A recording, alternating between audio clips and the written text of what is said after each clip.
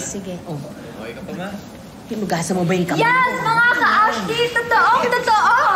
Rising reality TV star, Bryce Hernandez! Oh. Ay, mga ka-Ashley, alam niyo sa totoo lang, fan din ako nito.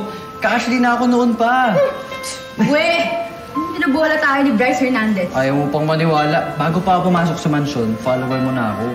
Ayan na, sabi mo yan ha. Narinig niyo yan guys ha. Exclusive galing mismo sa bibig ni Bryce Hernandez. Kaya guys, if you guys want more Bryce content, please like, share, and subscribe! Peace, guys! See you soon. Peace. Yes, thank you! Content to, maganda. Maraming likes yan ha. Oo nga, ito mo. Watch mo. Pare rin. Oh. Diba? Ganyan yung mata mo? Wala. Baka pagod lang. Pahinom mo kasi kaka-cellphone mo yan eh. Sige. Alin na kayo. Magmerienda muna kayo, mga anak. Oh, ito. Naku, walang balot. Yan eh. Sorry namin, na. diba? Sila na nga eh.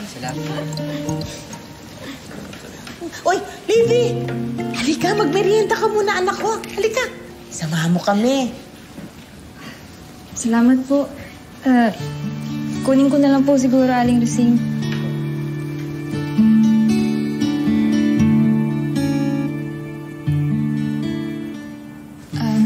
May rehearsal pa po kasi ako eh. Salamat po ah. Sige po.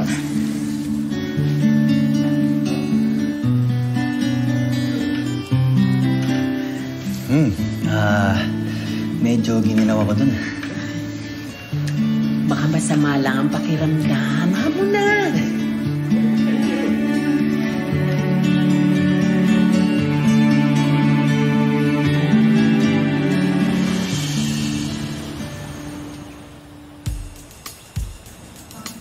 Why is it so tagal?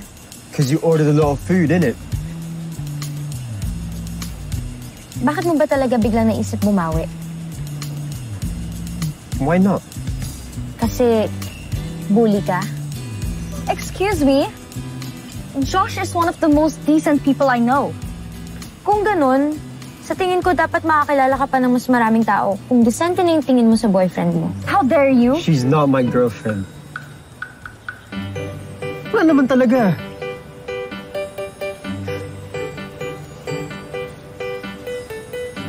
Hindi ko pa siya boyfriend. Kasi hindi ko pa siya sinasagot. Dapat kasi akong pinaghihirapan. Josh? Whatever.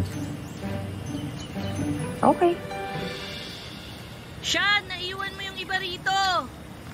Order niyo, ma'am. Ayun. Ma'am, sir. Ganyan na. Check ko lang, ha? Bill niyo pala.